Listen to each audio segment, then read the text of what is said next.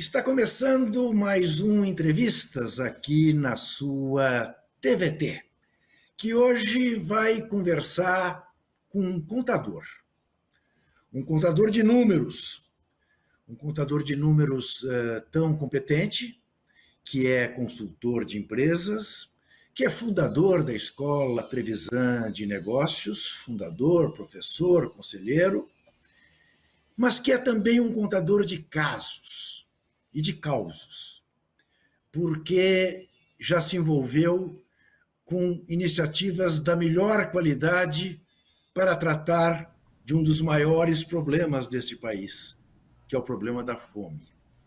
Eu vou conversar com Antoninho Marmo Trevisan. E vou começar este programa pela primeira vez em tantos anos, sem fazer a ele uma pergunta, com uma jornalista abrindo o programa para perguntar a ele. A jornalista Maria Carolina Trevisan. Olá, Juca. Muito obrigada pela oportunidade de participar do seu programa e fazer essa pergunta. Trevisan, o senhor é uma pessoa que teve uma infância socialmente vulnerável, inclusive com um período de trabalho infantil. Ao longo do tempo que eu te conheço, poucas vezes eu te vi perder a esperança e deixar de ser otimista. A não ser, recentemente, quando o Brasil entrou de novo no mapa da fome. O senhor tem essa memória presente dessa infância e traz contigo tudo isso que foi vivenciado durante esse período e, inclusive, a educação que você deu para a gente. Queria saber do senhor qual é a importância de um programa social como Bolsa Família, que é muito mais do que uma transferência de renda, para a economia de um país. Por que isso é importante, não só como meio de evitar a extrema pobreza, mas também para girar a economia do Brasil? Obrigada.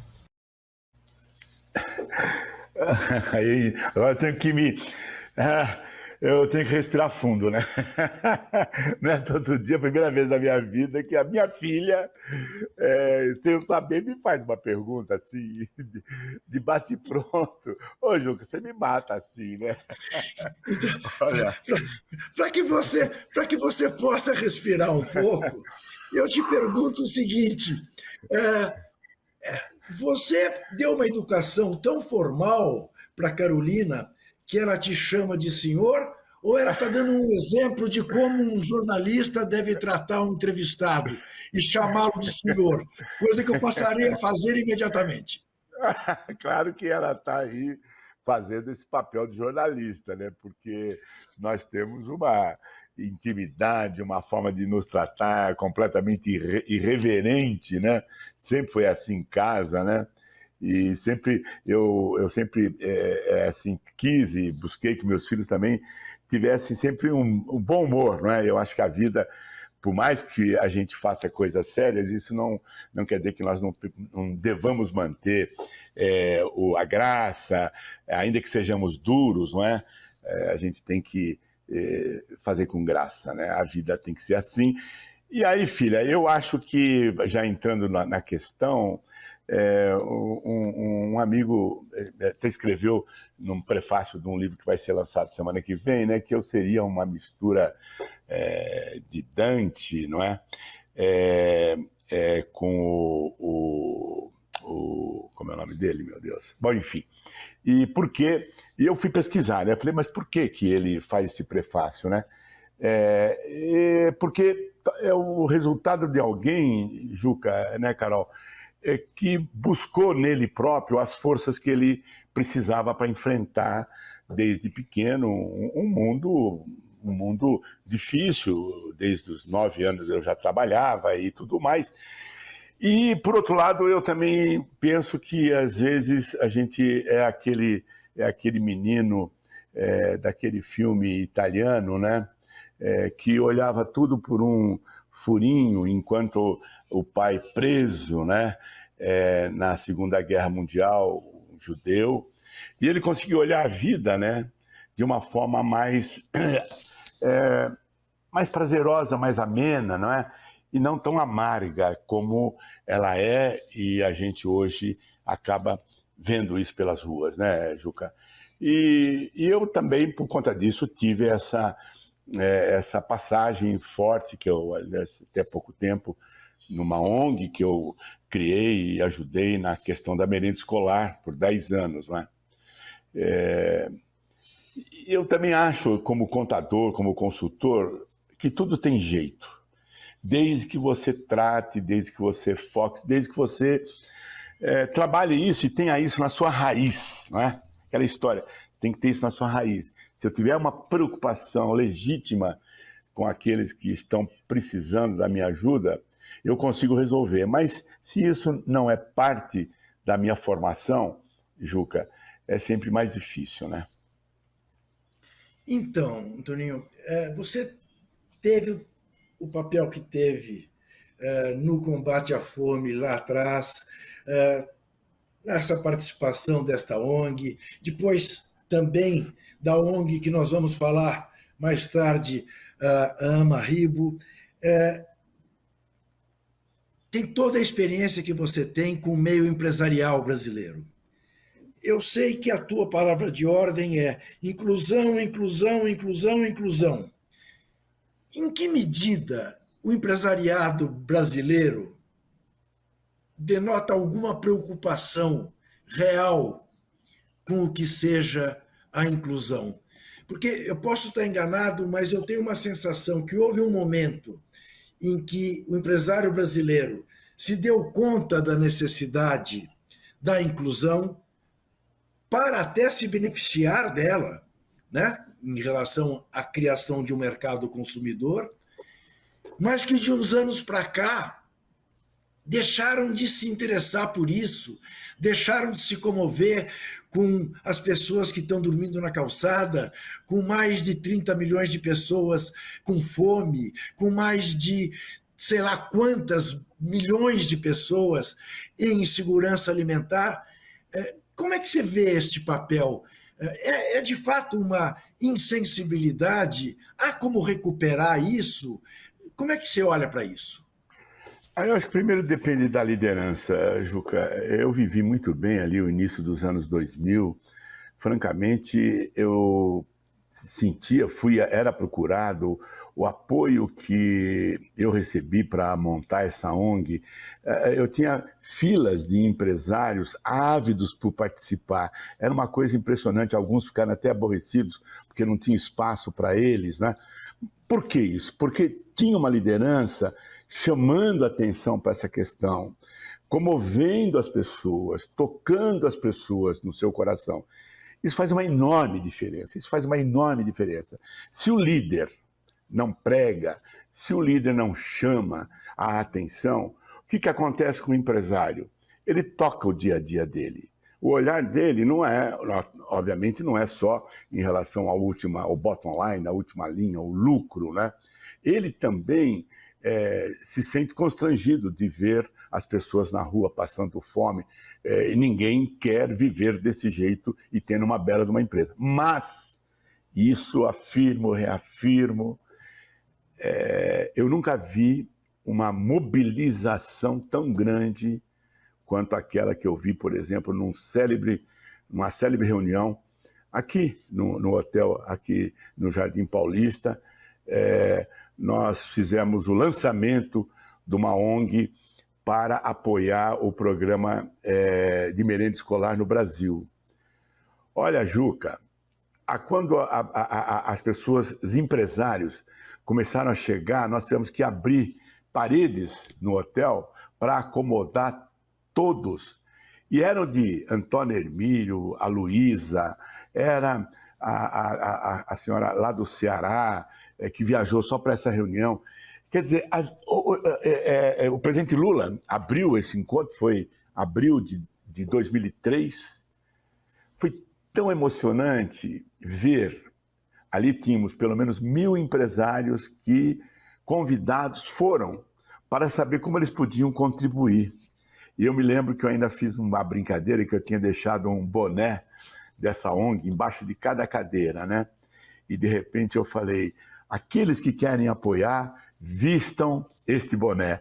Você imagina as pessoas, né? Até o Rui Mesquita estava lá, nunca me lembro, todo mundo pegou e cravou o boné aqui, cara.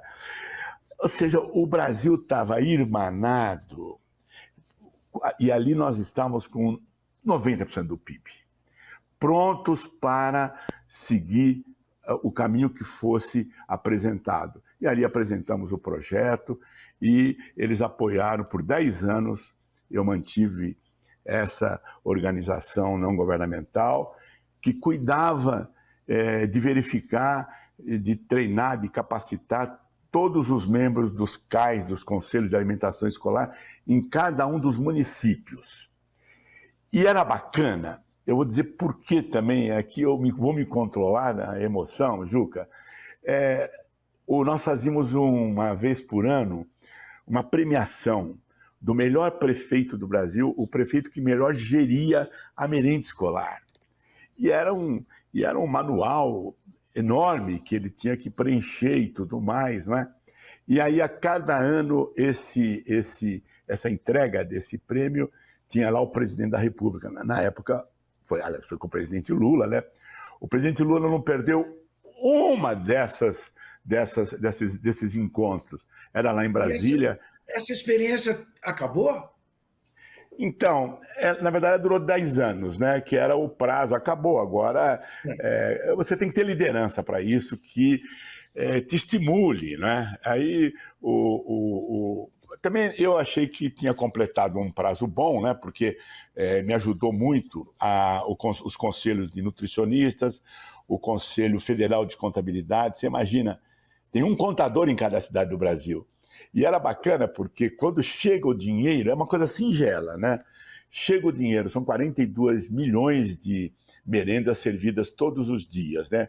Quando chega o dinheiro na prefeitura, não tem ninguém fiscalizando. E nós tínhamos um contador capacitado para verificar se a grana da merenda estava sendo aplicada na merenda. E depois as nutricionistas analisavam o índiozinho. Ele comia a mesma comida que comia um gauchinho, um paulistinha. Não pode. Então, criamos também as comidinhas regionais de cada região, de cada cidade, enfim. Mas você vê, ó, mobilização, cara. Então, Antoninho, você citou aí um presidente da República que certamente, em toda a história brasileira, foi o único presidente que um dia passou fome, que tem, portanto, absoluta consciência do que é passar fome. Pelo que eu entendi da pergunta da Maria Carolina, você também passou fome. Você também tem noção do que seja. Eu sempre falo para as pessoas, eu nunca passei fome. Eu, quando estou com fome, abro a geladeira e sacio a minha fome. Eu não sei o que é passar fome. Isso faz uma brutal diferença, não faz? No trato para se voltar a quem está com fome? Faz. Quando você... eu não tive uma infância infeliz, não é? Tive uma mãe maravilhosa, né?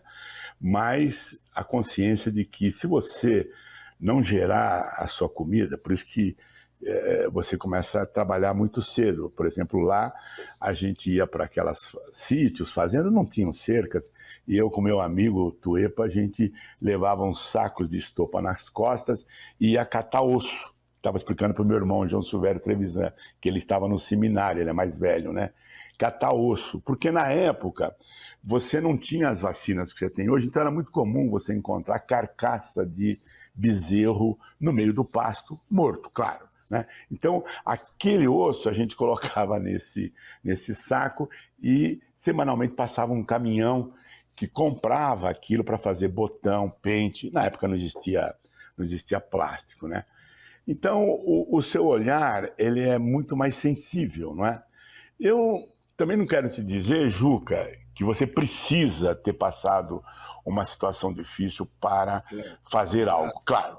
Mas a tua dedicação, a tua prioridade, ela bate no estômago, no fígado, aquilo vira para você uma questão de honra, né?